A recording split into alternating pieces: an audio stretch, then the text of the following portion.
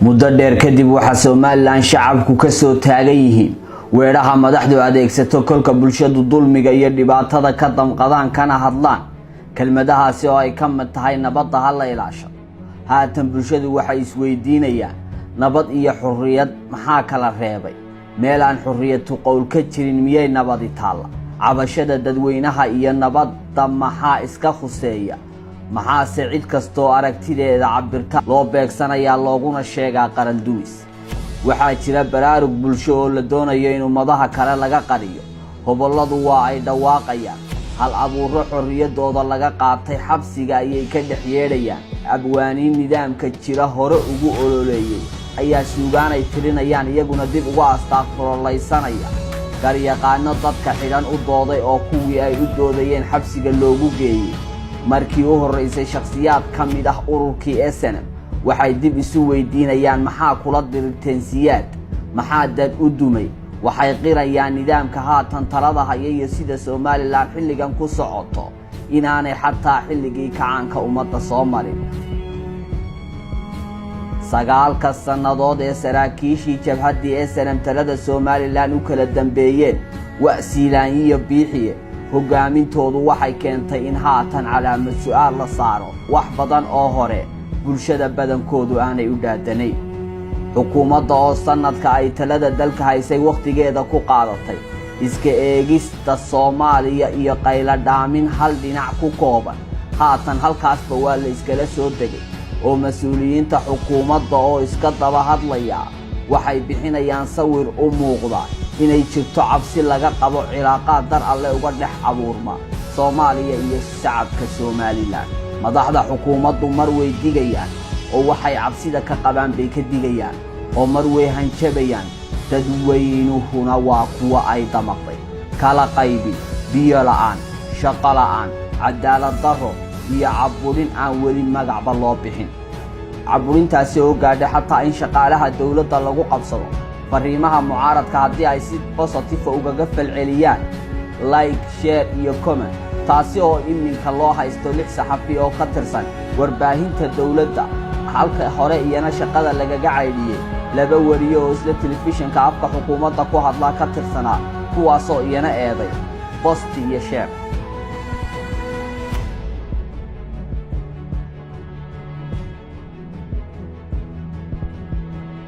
xaggii la eegaba dhinacba dhanka kale ka daran, ciidamadu waxay kow ka yihiin meelaha 9kaasi sannadood qaab dhismoodkooda aad moodo inuu ku dhacay isbeddel aan ahayn mid duleed. ciidankan waxaa loogu yeedhaa ciidamada qaranka, waxay u dhisan yihiin military ahaan, hase yeeshee tababarka ay helaan waa 6 bilood oo dhibbo ah. waxaa tiradoodu ka kooban tahay 16,400 ilaa 17,000 inta u dhaxaysa. ka hadalka arrimahooda waxaa loo yaqaanaa inay dembi qaran tahay, taasi oo ah wax bulshada lagu disay si ay u aaminaan. waa aag halisi ku xeeran tahay, waxay ka caagan yihiin hadalqaadka, istoodh waxay u yihiin isku dulnoolaanshaha. wehelkoodu waa duruufaha ugu adag ee aadama ku nool yahay. maadaama in xogtooda la baahiyaa ha joogtee soo hadalqaadku ka yahay mamnuuc, waxaa loogu yeedhaa aaggii madooba ama mugdigii dulmiga gabaadka u ahaa. awood qaybsiga Soomaaliland iyo jiritaanka dheeliga ay adag tahay in dib loo soo celiyaa ee u muuqda isbeddel kiimikaad oo kale. marka laga yimaado waxa halista ugu daran ka taagan tahay waa ciidamada.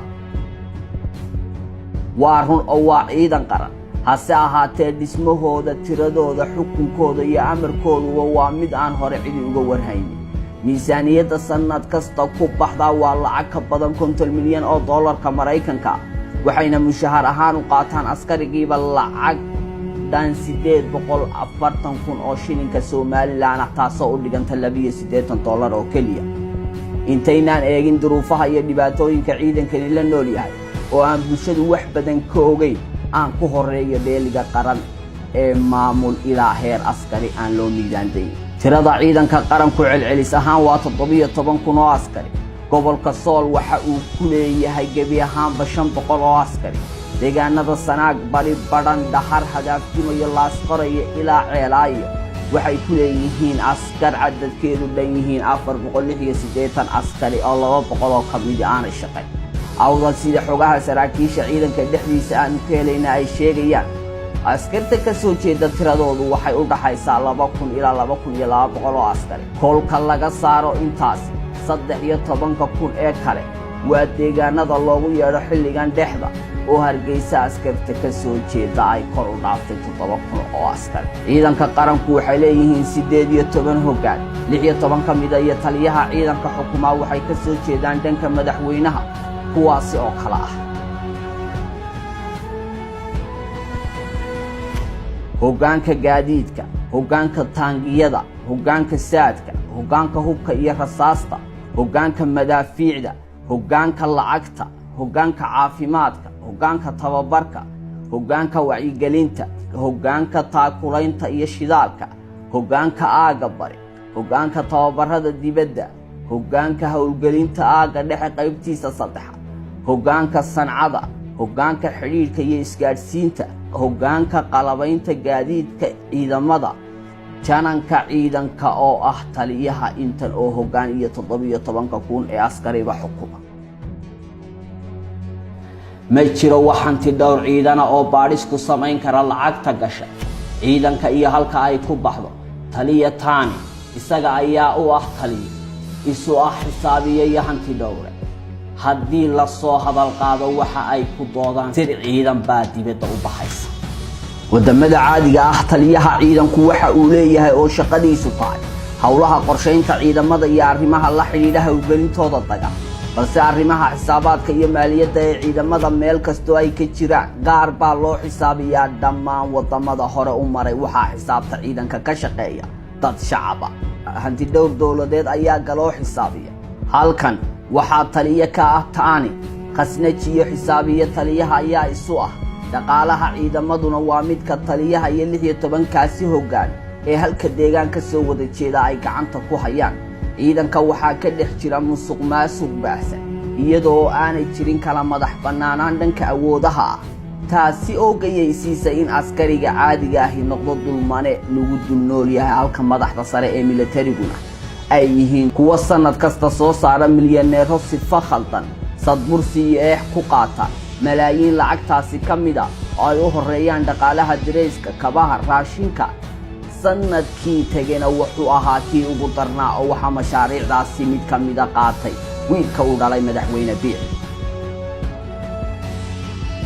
danka kale ciidanka malaha waxeera qaran kasta waxa uu leeyahay hab maamuus dawladnimo ciidamada qaranku maadaama ay yihiin hay'ad awood leh isla markaasina hubaysan waxa lagaba maarmaan ahayd inay yeeshaan xeer ay ku dhisan yihiin ciidamada Soomaaliland malaha xeer ciidan sidaasi awgeed lama garanayo awoodooda waxyaalaha ka reeban iyo waxyaalaha u bannaan utihis mooyaan lama garanayo kala sarreynta ama chain of command-ka ciidanka oo qeexan lama yaqaano sida ciidanka qaranka Soomaaliland loo galo lama yaqaan sida lagu dalo lama oga sida askarta loo ruqseeyo waa aad mugdi ah oo lama taabtaan ciidamada Soomaaliland malaha diiwaan waxa dhammaan dunsan hab maamulka iyo maamuuska ciidanka marka laga yimaado arrimahaas ciidanka Soomaaliland waxay qabaan dulmi baaxad leh ma leh goobo caafimaad waxayna u qurbaxaan dhaawacyo yaryar oo soo gaadha dagaaladii u dambeeyay ee ka dhacay deegaanka Tukarraq waxa lagu daweynayay isbitaalada dadka caadiga ah jiifaan waxa isku meel yaalay dadka rayidka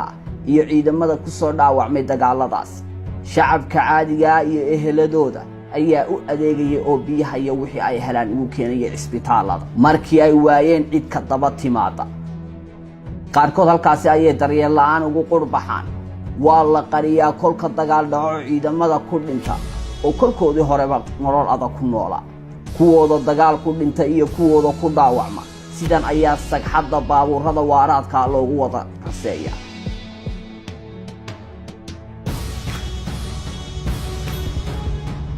حتى eheladoodu kama dayma sugtaan meydadkooda oo deegaanka oo fariisin u ah ayaa xabaal wadareedyo loogu aasay sawirkan idin muuqda oo sarkaal ka tirsan ciidamada jiida hore magaciisana aan baahinaynin uu nala wadaagay waa dagaalkii Tukarraq waa askar dhaawac ah iyo kuwa dhintay oo sidan sagxadda u wada rasaysan